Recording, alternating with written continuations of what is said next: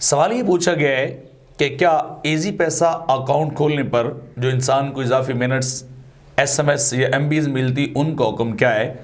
तो जवाबन अर्ज ये कि अगर कंपनी के साथ कोई इजी पैसा अकाउंट खोलता है और इसलिए खोलता है कि कंपनी उन्हें जो है वो ऑफ़र करती है कि आप इतने पैसे हमारे पास रख दें, वो आपके पैसे बतौर अमानत, बतौर कर्ज महफूज रहेंगे, लेकिन कंपनी आपकी अमाउंट के एतबार से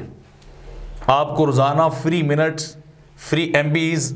और जो है एसएमएस आपको दिए जाएंगे और जब चाहे आप अपनी वो रकम वापस ले सकते हैं। अगर इस बुनियाद पर इजी पैसा अकाउंट खोला जाए तो ये नाजायज़ और हराम है, क्योंकि ये सूरत बनती है सूद की, क्योंकि कुल्लु कर्ज़न जर्रा नफ़अन फ़हुव हरामुन,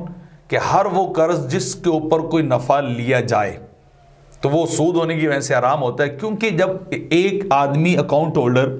अपने अकाउंट में पैसे रखता है तो वो पैसे आपके वैसे महफूज है, आप जब निकलवाएंगे वो पैसे आपको उतने मिल जाएंगे, लेकिन उसके बदले में आपको कंपनी जो दे रही है, मिनट्स दे रही है, दो दीगर फैसिलिटीज़ जो प्रोवाइड कर रही है, फिर वो किस चीज़ के बदले में, तो यही शरीयत की नज़र में सूद बनता है। तो लिहाजा ऐसा अकाउंट इस बुनियाद पर खोलना ही जो है वो नाजायज़ और हराम है और सूद बनता है। तो लिहाजा अकाउंट इस नीयत से नहीं खोलना चाहिए। हाँ, एक बात यह है कि अगर कोई शख्स इजी पैसा अकाउंट अपनी रकम को ट्रांसफ़र करने के लिए या अपने जो है वो बिल वगैरह को पे करने के लिए या अपने